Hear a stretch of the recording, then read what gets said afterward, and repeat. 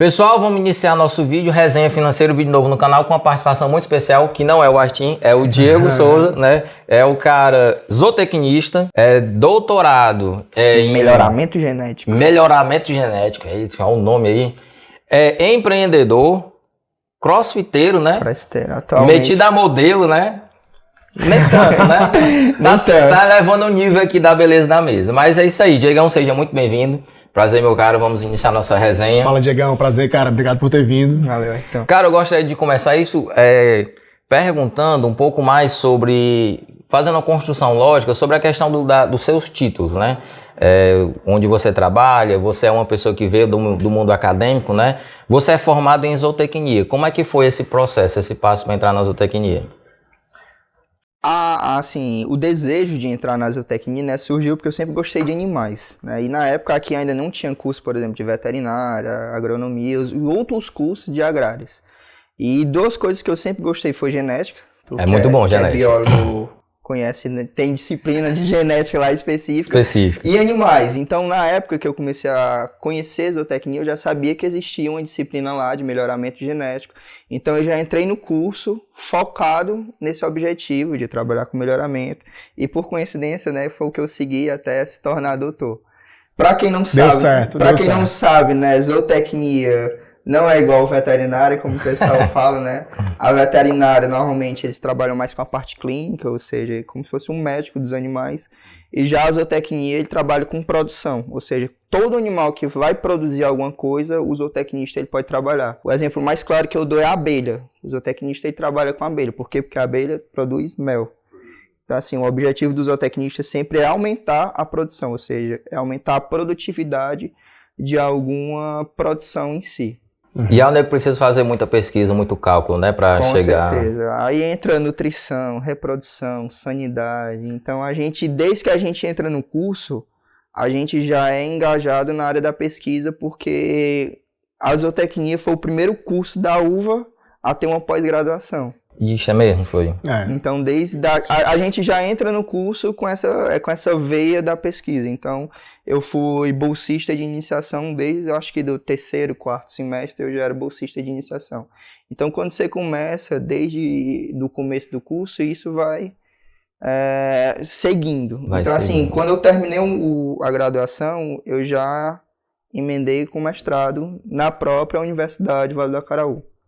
E lá eu segui a linha de pesquisa, como eu falei anteriormente, né, no melhoramento genético. Terminou direitinho a graduação? Sim, graças a Deus no meu tempo não teve greve, né? Porque... O legal é assim, eu conheço o Diegão de infância, né? Infância mesmo, né? Tipo 7, 8 anos. A gente é amigo de muito tempo. E a gente jogava bola junto e tal. Depois passou um momento da vida que a gente se afasta, que é natural, né? Cada um vai seguindo alguns rumos e tal. E aí, quando eu voltei a ver o Diegão já estava no mestrado, já tinha terminado, depois entrou no doutorado, e aí quando eu conversei contigo para te convidar pra gente vir aqui fazer essa resenha financeira, aí tu, não, cara, eu já terminei o doutorado, eu, caralho, o Diego, e pô, tu tem quantos anos? Tu tem a minha idade, praticamente. 31. Ah, não, tu é um pouquinho mais velho, eu tenho 29. Nem parece. Tá melhor do que eu, tá? Não, mas o pessoal mesmo fala, tipo assim, cara, é certeza, toda vez que eu vou falar a minha idade, o pessoal se assusta. Toda vez. Aí, o pessoal pensa que eu tenho... É a melanina, né, não? Coisinha cara, e isso é muito massa, Diegão, cara, é muito massa mesmo. Porque você chegar a esse patamar acadêmico é uma grande vitória. A gente sabe que assim, aqui pra nossa região, eu tenho certeza que tu tem poucos amigos que têm um patamar acadêmico como esse, de poder ser chamado de doutor. Então, parabéns, cara, isso foi uma grande realização. A gente sabe que isso é só o primeiro passo, né? É muito difícil. Eu sei que isso deve ter te aberto algumas portas, mas ainda é muito difícil, né? Eu sei que você chegar... numeroso. Você tá de parabéns só em ter se formado em zootecnia. Porque na UVA, né, galera, diz que é a caverna do dragão, né? Você entra e não sai mais. E dentro desse processo, Diogão, tu fez a zootecnia, a graduação, aí emendou no mestrado e depois emendou no doutorado. Isso. Né? Mas tem que seguir essa escadinha? Eu poderia fazer logo o doutorado, ou tem que fazer uma especialização antes? E quais são as dificuldades de se fazer um doutorado? Cara, assim, no Brasil, normalmente você tem que seguir essa escadinha de graduação, mestrado, doutorado. Nos Estados Unidos existe essa possibilidade, você pular da graduação pro doutorado, que lá é chamado de PhD, né? Inclusive, um bom exemplo é o Gil do Vigor, do Big Brother, até dá um exemplo pro pessoal ficar mais... Assim, dá um exemplo fácil de entender. Ele foi fazer o PhD lá, o primeiro ano é como se fosse aqui no Brasil o mestrado, e os outros anos é como se fosse o doutorado. Mas no Brasil, assim, tirando algumas exceções, você faz graduação, mestrado e posteriormente doutorado. Peço, a dificuldade maior, infelizmente, no Brasil é a questão financeira, assim. Para mim, era mais simples porque eu sou de Sobral. Então... E o curso era aqui, né? E o curso era aqui. E eu tive a sorte de, tanto no mestrado como no doutorado, ter bolsa para eu me sustentar nesse período. Mas não é todo mundo que tem acesso à bolsa. Normalmente, quem tem acesso à bolsa é os primeiros colocados. Quem fica na parte mais de trás, se o curso não tiver uma nota tão alta, não tem bolsa. Então, você tem que passar no mestrado 2 anos sem receber bolsa. E, na maioria das vezes, o mestrado e o doutorado é dedicação exclusiva, porque você não tem tempo para ter outra atividade. Então, assim, eu acho que até hoje a maior dificuldade para você fazer um mestrado e um doutorado é a questão financeira. Para vocês terem noção, o último reajuste de bolsa que teve no Brasil foi em 2013. Entendeu? Já se passaram quantos anos? 9 anos. Entendeu? Então, assim, já tem 9 anos que não tem nenhum reajuste. Quanto é que é a inflação já, como eu disse? Entendeu? Então, assim, hoje em dia, um aluno de mestrado ganha quase equivalente a um salário mínimo. Então, assim, como é que um aluno de mestrado, numa cidade que não é dele, vai se manter com um salário mínimo? É complicado, é muito complicado. E assim, não é a questão só de se manter. Ele tem que ir para congresso, ele tem que pagar a inscrição de congresso. Às vezes viagens, cheques e tudo. Às vezes ele tem até que tirar dinheiro do bolso dele para colocar num projeto de pesquisa dele. Eu não sei se tu foi aluno de iniciação. Não, fui não. Mas sempre tem os projetos que você tem que executar. E às vezes, devido também à questão de recurso, o recurso acaba e você tem que dar continuidade ao projeto. E cadê o dinheiro? E o aluno não quer deixar o projeto pelo meio, ele tira do bolso dele para dar continuidade. Então, assim, parte financeira hoje em dia, para você fazer mestrado e doutorado, é bem complicado. Eu tive essa experiência porque, assim, parte do doutorado eu fui fazer em São Paulo. Uhum. Então, eu tive esse custo de aluguel, de alimentação, luz, transporte, água, internet, tudo isso. Então, assim, a gente vê, comparado com as pessoas que é de fora, como é difícil você fazer uma pós. Assim, para mim, eu acho que a parte mais pesada é isso. Porque, assim, a questão de você fazer o doutorado em si, lógico que é complicado, né? Porque você é 4 anos estudando, é estressante, Mas vocês que falam de assunto financeiro, vocês sabem que quando a pessoa está com um problema financeiro, para conseguir se concentrar nas outras coisas, é muito difícil. Não tem como a pessoa se concentrar em outras coisas se você tem problema lá financeiro na sua cabeça. Aquele negócio batendo na sua porta atrás e você acaba não tendo concentração, se dedicando de uma forma correta, né? A bolsa, ela é a mesma ou tem uma diferenciação de valores de um doutorando e de um mestrando? O mestrado é 1.500 e do doutorado atualmente é 2.200. Em alguns estados que tem um PIB maior, como por exemplo em São Paulo, eles têm bolsas estaduais, que lá é a FAPESP, aí o valor é bem mais alto. No Maranhão também eu acho que tem isso, assim, eles tiram parte do recurso do estado para investir na educação. Aí a bolsa acho que da FAPESP hoje em dia deve estar uns 4 mil, é bem mais alto. Mas isso aí são estados isolados que o PIB é lá em cima, né? Não se compara com o Ceará e outros estados que são mais... Inclusive no Ceará também tem uma fundação de pesquisa que é a FUNCAP. Só que o valor da bolsa é a mesma que a CAPES, que é a que fomenta nacionalmente. Se bem que Maranhão não tem um PIB lá, essas mas coisas. Mas eles investem muito em educação, né? Massa. Cara, mas essa questão de estudo, ela é muito boa, né? Tem essa vertente, essa pegada. Tu tem uma pegada acadêmica muito forte, né? Veio seguindo todo o processo, toda a escadinha, participou de projetos, foi bolsista, foi muito boa. Mas nas tuas descrições tu também é empreendedor, né? Como foi essa virada de chave? Como foi que tu percebeu? Poxa, eu tô no meio acadêmico, Eu posso dar aula, eu posso ser professor universitário, fazer algum concurso, alguma coisa, mas tu foi enveredando pro meio de, como é o nome? Empreendedor, né? De empreendedor. E como foi isso? Essa virada de chave, foi o que aconteceu, bicho? Na verdade, eu sempre tive a questão de ter a segurança financeira, né? Então, desde quando eu entrei no mestrado, pelo fato de estar morando já em Sobral, o que é que eu fiz? Eu comecei a guardar um pouquinho de dinheiro. Então, todo mês, eu ganhava na época 1.500, né? Eu falava assim, vou guardar R$1.000. Isso você tinha quantos anos? Tinha 22. Aí, 22 anos, já tendo esse pensamento, tá doido. Com certeza. E de pensar no dia de amanhã, né? Então, eu sempre fui guardando, até chegar um momento que eu já tinha um volume considerável, entre aspas, pelo valor que eu guardava, né? Mas é como vocês sempre falam, a gente conversando, a gente sempre fala, o pouquinho com constância vira muito. As pessoas subestimam o valor do pouco, né? E aí chegou um momento que eu já tinha um valor considerável, só que na época a renda fixa estava pagando muito pouco. Uhum. Então o que é que eu pensei assim, pô, se tá pagando tão pouco, eu tô só guardando meu dinheiro. Por que eu não pego um pouquinho desse aqui e tento ganhar muito com esse pouco? Aí foi a virada, né? Aí tu percebeu, o dinheiro tá guardado, tá ali fazendo nada, então vou ver se eu tento tirar alguma coisa com ele, né? Mais. E aí o que é que eu fiz? Hoje em dia todo mundo tem acesso à internet, eu fui pesquisar na internet alguma maneira, com pouco, eu consegui se transformar em muito. Uhum. E aí eu vim na parte de importação. Só que qual era a minha ideia? Eu tinha muito medo de importar, porque sempre existe o risco de taxação. Verdade. Então eu queria um produto barato e que fosse pequeno. Foi, e aí que entrou... E tivesse saída, né? E tivesse saída, e tivesse uma liquidez boa, né? Mas normalmente a liquidez está relacionada com o quê? Com qualidade e preço. Isso. Então eu queria um produto de qualidade, com preço bom, que aí ia ter liquidez. E na época a melhor opção de todas que eu vi era relógio. Então eu consegui encontrar lojas de boa qualidade, de produtos que vinham da China e dos Estados Unidos, que eu conseguia no preço bom, né? E consegui em pouco tempo transformar esse pouquinho em muito. Agora eu tô com uma curiosidade. Quanto foi este pouquinho?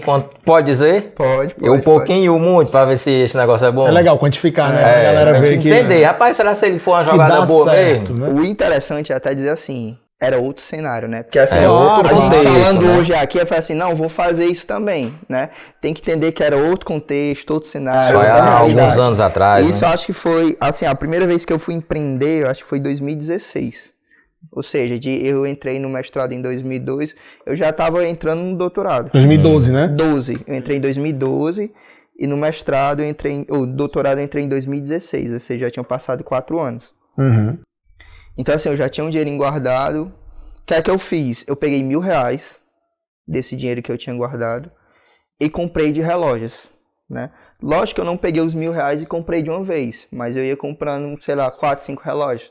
Chegou, foi fazendo o testezinho, Exato. né? Foi sentindo como é que se ia ter saída, né? Como é que seria essa questão. E o interessante foi isso, assim, porque às vezes até o pessoal pensa que demora muito para chegar, mas eu comprei com 30 dias chegou. Às vezes você compra alguma coisa aqui no Brasil, demora quase esse prazo. Então chegou com 30 dias e eu anunciei na época no Facebook, ainda tinha Marketplace, essas coisas bem fortes.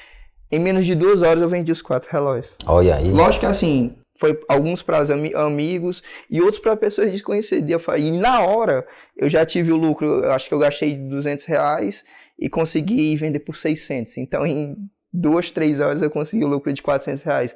Esses R$600 eu já peguei e já comprei mais relógio. E nisso eu fui comprando e vendendo, comprando e vendendo, comprando e vendendo. Acho que em 4 ou 5 meses, desses R$1.000 que eu comecei a comprar, já tinha virado em produtos, né, que eu poderia faturar uns R$15.000, né? Então, e onde foi tu comprou? Eu vou comprar relógio também. Só que assim, o interessante de falar pro pessoal é assim, eu escolhi relógio. Mas a pessoa tem que escolher relógio? Não. Tem vários produtos, né? Que poderia ser... Você pode escolher uma coisa que você tem afinidade. Pode ser um produto de beleza, pode ser um produto fitness, né? Por exemplo. Sim. Teve uma amiga minha que ela fez? Ela estava fazendo crossfit.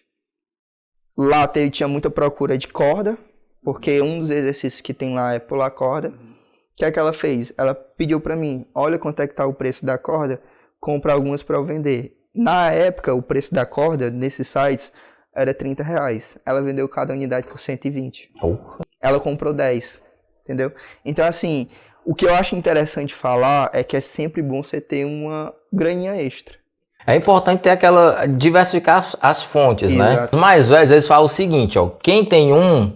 Não tem nada. Né? Tem nenhum, quem tem dois tem um, né? Então é a questão de diversas fontes, é muito importante você ter outras fontes para você tomar um cuidado, porque qualquer coisa, se acontece, né, você está resguardado pelo menos com uma. E essa parte de diversas fontes, de guardar, de não ter medo de empreender, que eu acho que é muito importante. Às vezes as pessoas, elas não começam a empreender por causa de medo, né? Às vezes, poxa, eu guardei esse dinheiro tão suado, eu vou... E se não der certo e tudo? Mas e se der, né? Aquela que tem até ele mesmo, se não der certo, mas e se der? E quando a gente está começando, a gente tem a nossa rede de amigos, né?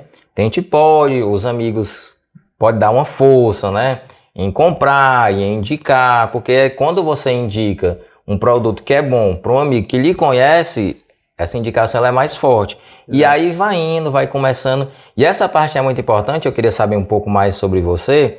Você estava poupando dinheiro, estudando, muito novo, 22 anos. Era bolsista, estava guardando, estava fazendo uma reserva, começou a empreender, começou essa parte de financeiro, né? De guardar. Você investe alguma coisa? Você pensa em investir? Qual é o seu objetivo agora para frente? Você já está bem mais maduro nessa questão de financeiro, de investimentos e de futuro. Esse assunto de parte de economia financeira sempre foi um assunto que me interessou muito, né? E aí uma das primeiras pessoas que eu vi, que eu acho que para quem está interessado também em aprender disso, eu acho que ela é até a melhor opção para você assistir vídeo, né? Lógico que vocês também, né? Mas assim, uma pessoa que eu acho... Depois de nós... depois dos meninos aqui, melhor opção assim para quem quer começar ela, que é a Natália. A Natália é animal, aquela a metodologia dela chega a ser até ser infantil para quem já entende o básico. Mas para quem não entende o básico, aquele infantil é muito fácil de você começar a aprender. Então, assim, lógico que em 2012, quando eu comecei a investir, eu só guardava. Poupança. Na época, a gente não tinha tanta facilidade como tem hoje a opções de renda fixa, né? Sim. Isso só foi se tornar mais popular, acho que há 3, 4 anos atrás. Até antes disso, não era tão popular como é hoje. Então eu comecei a assistir os vídeos dela. E ela já é bem antiguinha já. Ela né? já é bem... Eu acho que é uma das primeiras, assim, a falar de educação financeira. Ela, o Gustavo Cerbasi. E só que o Gustavo, ele era mais, né, teoria. Ela não, era mais naquela coisa do entretenimento. Ela é muito daquela de falar a língua do povo. Pronto, né? aquela colher aí dela que ela tinha. Tocou bem até hoje ainda ela tem. O Gustavo ele também é muito mais técnico, né? O Gustavo Cerbasi, ele foi pra Bolsa muito cedo, então ele é bem mais técnico. E a Natália, ela foi naquilo que a gente vê no dia a dia, em poupar, em conseguir criar métodos de juntar, de gastar bem. Até a parte de empreender também. Até a parte de empreender, exatamente. Ou seja, ela fala maneiras da pessoa realmente se educar financeiramente. Enfim, aí eu comecei a assistir os vídeos dela, fui aprendendo algumas terminologias, CDB, CDI, LCI, LCA, aprendendo esses conceitozinhos e depois vendo opções onde eu poderia guardar meu dinheiro que ia render mais que se eu deixasse na poupança.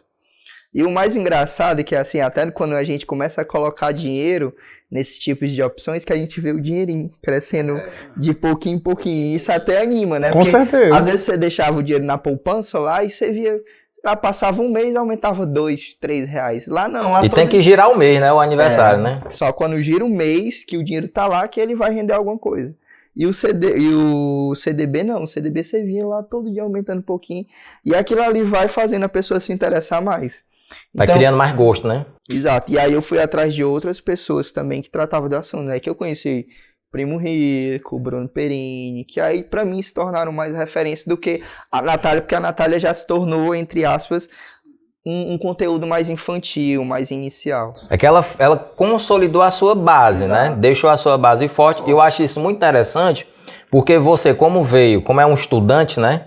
Então você priorizou e deu a importância de que a gente tem que dar para ter uma base consolidada. Que às vezes a gente quer dar um passo maior do que as pernas, né? E não tem uma base boa, quer fazer umas coisas estando cheio de dívida, não tem uma organização. Então eu acho que essa parte educacional sua, essa parte mais acadêmica, né, que veio construindo, ele ajudou muito a ter esse foco, essa segurança. E o tempo vai passar de todo jeito, né? Então você teve uma base forte e tá indo agora tá... O Bruno é muito bom, né? O Artin gosta muito do Bruno. Eu gosto também muito do Bruno, porque assim, ele preza muito, como eu tava conversando com a Ayrton, por utilizar exemplos históricos, né, para explicar coisas do cotidiano de hoje, assim. Então, para mim, até quando ele vai falar de ouro, é incrível. Tem um vídeo dele que ele vai falar de ouro, que ele fala por que o ouro até hoje em dia é a principal forma de segurança. Sim.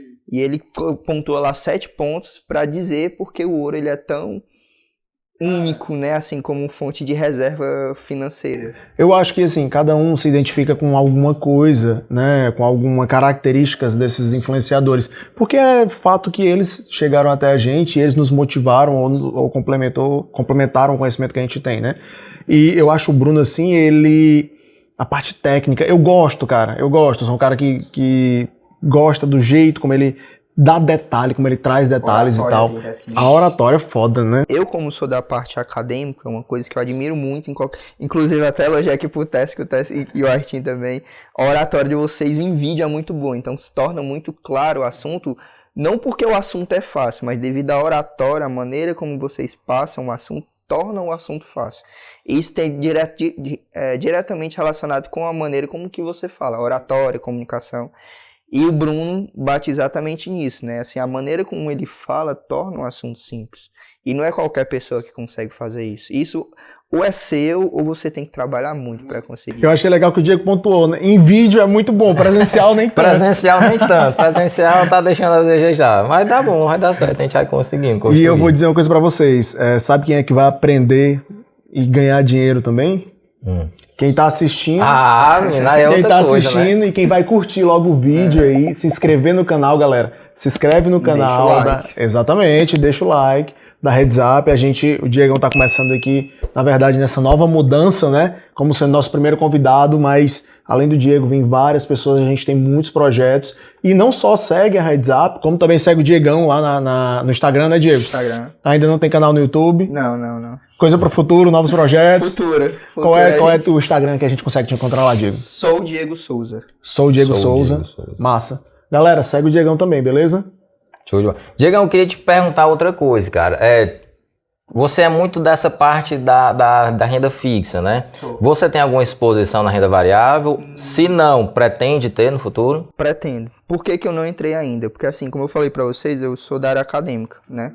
Zero estabilidade, né? Inclusive de bolsa. Na época a gente tinha bolsa, mas a qualquer hora podia perder bolsa. E assim, a renda fixa, ela tem a vantagem de você, entre aspas, não perder. Sim. Ela é um pouco mais segura, né? Estabilidade, né? Assim, você coloca o dinheiro lá, aquele dinheiro que você colocou, você não vai perder, você vai ganhar os juros. E já a renda variável, não. Se você compra uma ação de 23 e, por exemplo, acontece, sei lá, pandemia, uma guerra como está em andamento aí. Umas coisas aleatórias, né? Vai que uma pandemia, uma guerra explode do nada. Exato. Então você compra, sei lá, você expõe em uma situação hipotética R$1.000, né? Acontece um negócio desse, aqueles seus R$1.000 pode se transformar em 500, 400, 300. É verdade.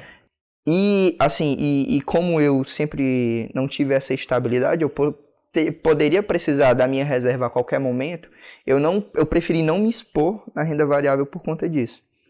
Tenho um conhecimento razoável de renda variável por gostar do assunto, então já li livros. Eu sou mais de aprender visualmente. Eu gosto muito de aprender visualmente, até porque eu tenho dislexia, então para mim ler é um negócio complicado. Mais complicado, né? Quem tem dislexia, para você se concentrar num livro e você ler, é complicado, mas gosto muito de ir atrás de conhecimento. Então, tenho conhecimento básico de renda variável, pretendo me expor futuramente, mas atualmente só estou em renda fixa, LCI e CDB. Tá fazendo que nem o Jack, né? Tá indo por partes, né? Devagarzinho. E assim, o meu perfil também é mais conservador, porque tem os tipos, né? Show de bola. Vários importante entender isso. O meu é conservador e eu já tenho consciência nisso, mas sei também a importância de pelo menos um pouquinho se expor em outros tipos de aplicação, né? O fato de você ter a consciência de saber o seu perfil, você já tá à frente de muita gente, não é, gente? Com certeza. Nos investimentos não existe certo nem errado, existem estratégias diferentes. E você se conhecer, você entender que o seu momento é aquele, é muito importante. Porque a gente começou com esse projeto e muita gente chega até a gente, eu quero investir, eu quero começar a investir, qual é a ação que eu compro, qual é a minha primeira ação, como é que eu faço, quanto precisa, mas o cara muitas vezes tem dívida, o cara não tem uma renda fixa, então assim, é muito complicado, a gente sempre para um pouquinho e muitas vezes a pessoa fica até com raiva da gente, porque, pô, tu tá, diz aqui, né, tu tá jogando areia, não, mas tem que ter calma, porque as coisas não funcionam assim. É um processo, né? Pô? Exatamente. Inclusive, uma das primeiras coisas que eu aprendi em relação à educação financeira é a reserva de emergência, né? Que eles sempre pregam que você tem que ter pelo menos 6 meses do que você ganha de reserva de emergência. E se você for autônomo, você tem que ter um ano. Até 12 meses. 12 meses. Porque né? para você se proteger, você se resguardar de acontecer alguma situação, você ter aquele dinheirinho para você ficar tranquilo, sem se preocupar, sem se estressar. Porque o pessoal fala assim, dinheiro não traz felicidade, mas fique sem dinheiro para você ver como sua cabeça fica uma loucura. Exatamente, mas pelo menos triste você fica. Chegar ao final do mês, você tem que jogar os boletos assim pra cima e cair, você tem que paga. escolher aí um, né, pra pagar. É complicado demais. E o problema é porque isso acontece muito. Isso é muito comum na vida dos brasileiros, né? A gente diz aqui.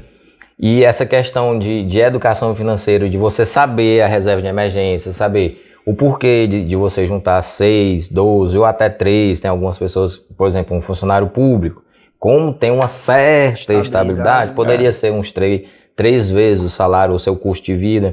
Mas essa questão de educação financeira ela é muito importante e você já veio disso. Você, desde de bem cedo, tu já tem uma questão de você guardar, de poupar, mesmo sem ter um conhecimento mais específico, já vinha guardando, né? Eu queria te perguntar, o que é que você acha na sua vida e dos jovens, o que que poderia mudar se eles tivessem uma educação financeira desde cedo? Isso aí é uma coisa que acho que tem até que mudar na estrutura escolar. No currículo escolar, né? É o que eu falo. Assim, às vezes a gente passa muito tempo estudando coisas que a gente nem aplica na vida, né? Não desmerecendo algumas disciplinas que a gente tem na escola. Mas assim, questão éticas, a gente não aprende na escola. Questão a parte de educação financeira, eu acho que é fundamental. Desde novinho você ter a importância do dinheiro. Com certeza. Muitas vezes a pessoa dá o dinheiro pro filho, mas o filho não sabe de onde é que vem aquele dinheiro. Até o caso do leite, né? Tem muita criança que não sabe que o leite vem da vaca. Pensa que já vem naquela caixinha ali. Então, assim, você tem que saber. E que, na realidade, a vaca não dá leite. Dá leite quem tira. Você tem que tirar, né? Ela não vai chegar lá, tome o leite, não. Você tem que se esforçar para tirar o leite. Então, assim, eu acho que se desde criança a pessoa soubesse a importância de dinheiro, como você lidar com o dinheiro, como você se planejar com o dinheiro, que você tem que saber que você tem que gastar menos do que você ganha, para você não ficar endividado, isso, assim, em questão de Brasil, ia mudar muito, né? Os conceitozinhos básicos que são extremamente importantes, né? Isso, assim, veio de mim. Eu sempre tive a questão de ser muito organizado financeiramente.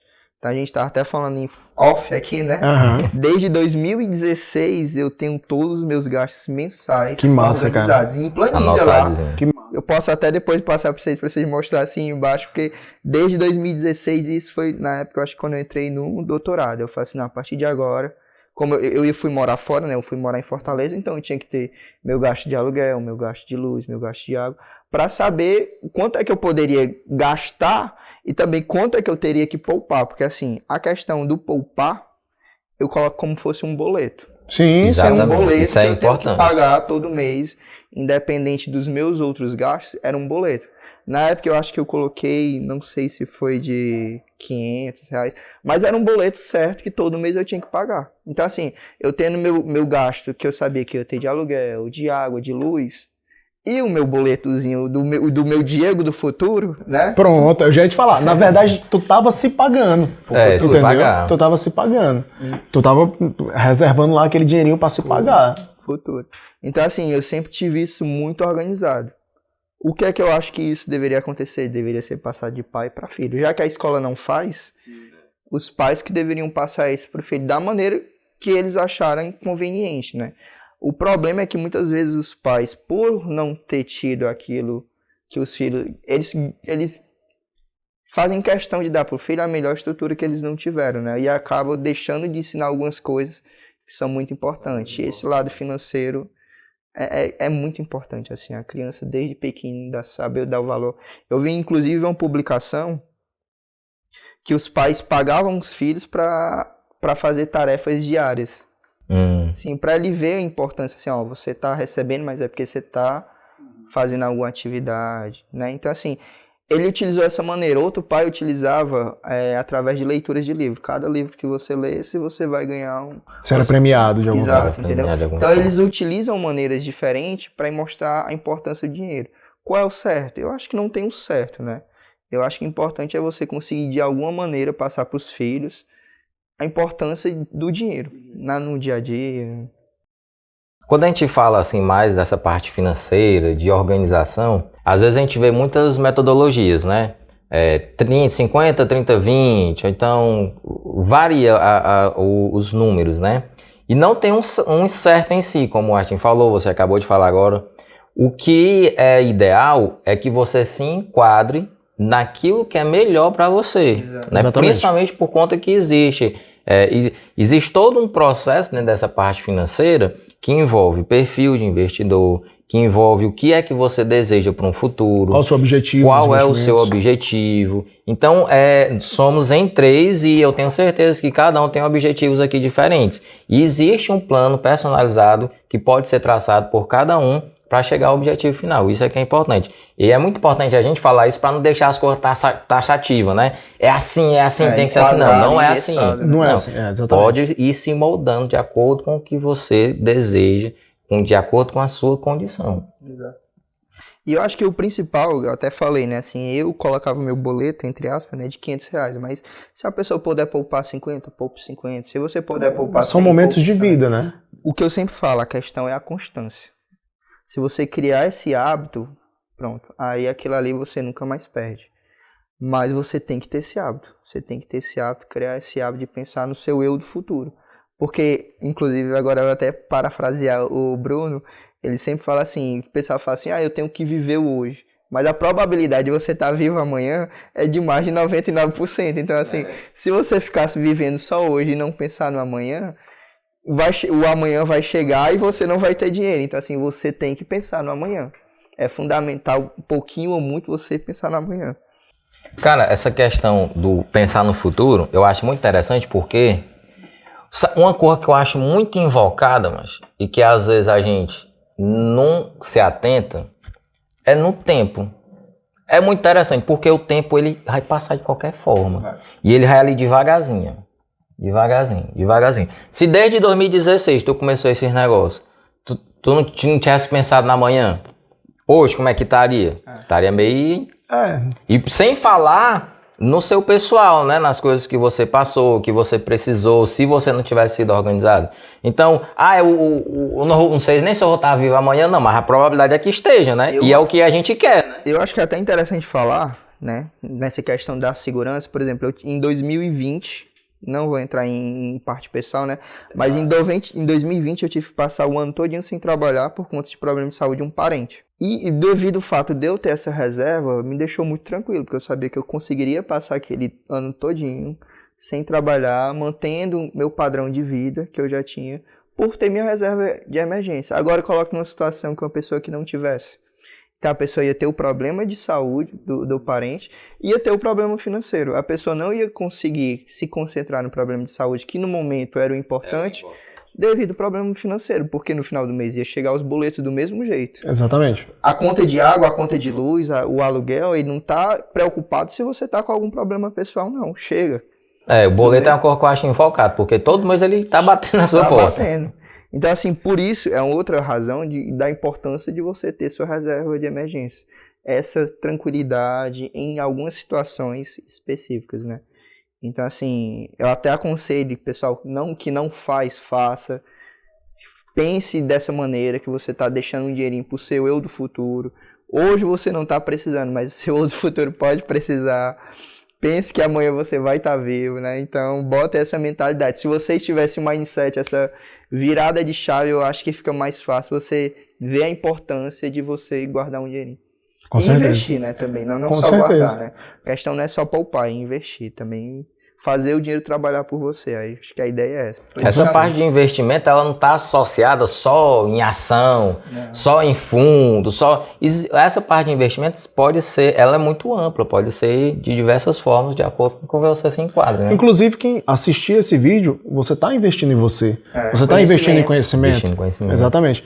Uma pergunta muito recorrente também é como formar a minha reserva de emergência, né? Tu teria alguma dica para dar para a galera? Assim, eu sempre tentei aproveitar as oportunidades. Então, até pouco tempo atrás, como a renda fixa, a Selic estava muito baixa, então apareceu várias oportunidades, por exemplo, de LCI de 110%, CDB de 150%, 200%. Verdade. Até pouco tempo atrás, o PagSeguro estava pagando 200% do CDI. Eu até pouco tempo atrás estava utilizando isso. Então, assim, o que eu posso dar de dica é, primeiro, tire da poupança.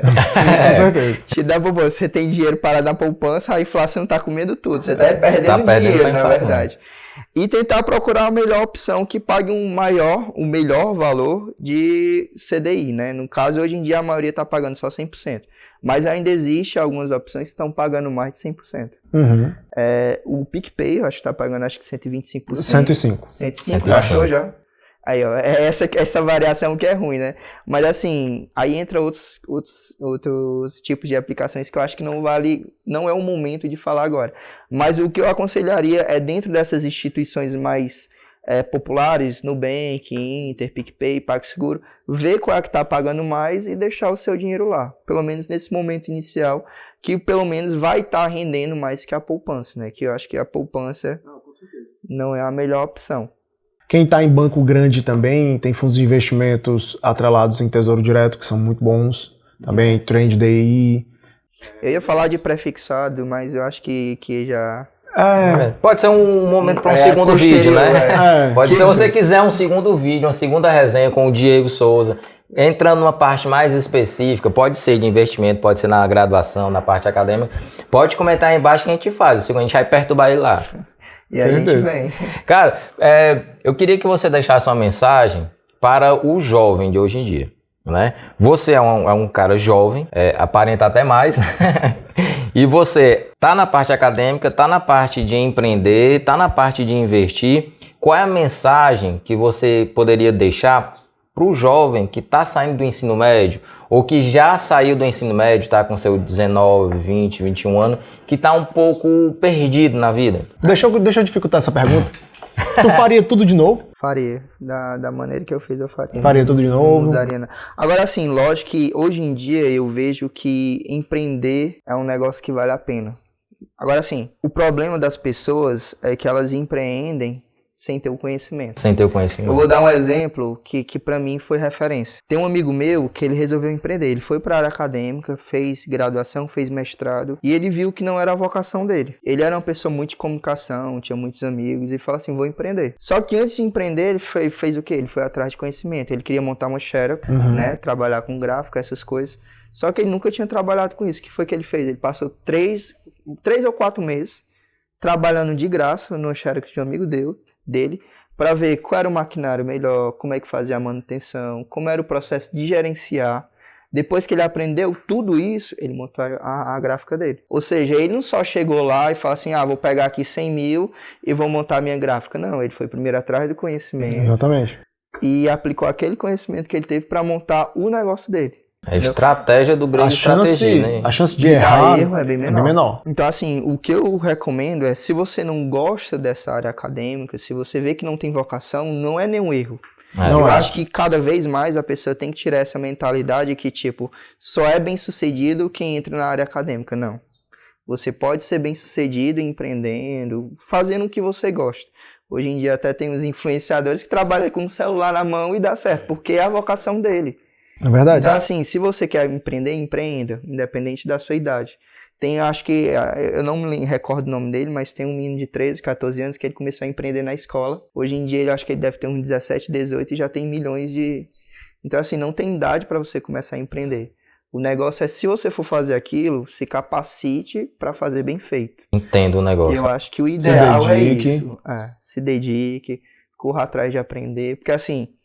O que é que a parte acadêmica me trouxe? Me trouxe que antes de fazer qualquer coisa eu tinha que estudar muito para aprender e não fazer de qualquer jeito. Sim. Eu acho que a área acadêmica muda essa mentalidade.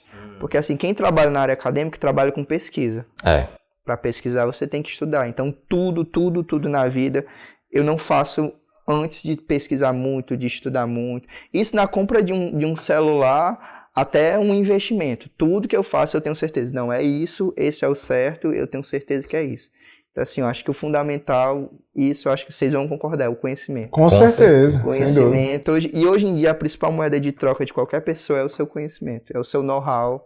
É o que você sabe, o que você pode dar em troca para a pessoa. Você, quando entra no emprego, você não entra lá para passar horas lá, só sentado na cadeira. Você entra para resolver um problema. Ou seja, eles não querem saber de quantas horas você passa no trabalho. Eles querem saber se resolve o problema. Se resolve o problema. Então, eu quero você aqui. Eu acho que esse é o diferencial. Então, assim, se eu pudesse dar um conselho, quer empreender? Empreenda. Mas estudo. Quer ir para a área acadêmica? Quero. Estude. Então, assim, o fundamental é estudar, né? É o conhecimento, a busca pelo conhecimento. Cara, mas eu queria, nos meus auges dos 20 anos, estar assistindo um vídeo desse. Com um cara interessante, uma pessoa que é jovem, mas já tem muita experiência. Então, isso é muito importante. A parte de conhecimento, a parte de se dedicar, de se cuidar, de procurar entender antes de fazer as coisas na tora, né? Então, é muito importante. Então, galerinha, entenda primeiro, busque conhecimento, né? Pegue todos os bizus que a gente fala, né? De toda essa nossa conversa. A nossa resenha tá chegando, enfim. Mas se você quiser a parte 2, coloca aí nos comentários que a gente pode conversar um pouco mais. Eu queria até falar outra coisa. Eu acho que depois daria para fazer um vídeo muito interessante sobre como economizar com promoções. Bizu. Hoje em dia, hoje em dia com essa mentalidade do cashback, dá para você economizar muito, né? Porque assim, querendo ou não, a gente sempre fala que você tem que poupar, mas tem muitas coisas que realmente a gente tem que comprar. Exatamente. Mas por que se você pode comprar, por que você não pode comprar mais barato? E por que não pode comprar mais barato e ainda ganhando alguma coisa em troca? Ainda ganhando alguma coisa em troca, né? Então assim, eu acho que fica essa dica aí depois de trazer um videozinho desse explicando como é que eu posso comprar, por exemplo, um telefone, uma TV e economizando 10, 20%. Aí, eu fiquei até interessado. Não vou nem perguntar, que é pra deixar a curiosidade. Deixa no ar, né? Deixa no ar. Em falar em deixar, Diegão, deixa aí suas redes sociais, né? O seu perfil pessoal, o seu perfil profissional, se você tem alguma empresa ainda, se tá ativo. Isso aí por isso que eu falei do outro vídeo, né? Porque assim, a empresa na verdade o perfil, né, comercial, deu até uma segurada por conta dessa questão política, dólar subiu muito, então algumas coisas acabam se tornando inviáveis. Mas como eu falei, assim, é sempre importante você ter uma renda extra. Claro. Ainda tenho, né? Mas hoje em dia a gente mudou a vertente um pouco, né? Mas depois a gente pode até falar disso. E o perfil pessoal é Sou Diego Souza. Valeu, meu filho. Diego, muito obrigado por ter vindo. Espero encontrar você na segunda parte do vídeo, viu? Vai dar bom. Valeu, galera.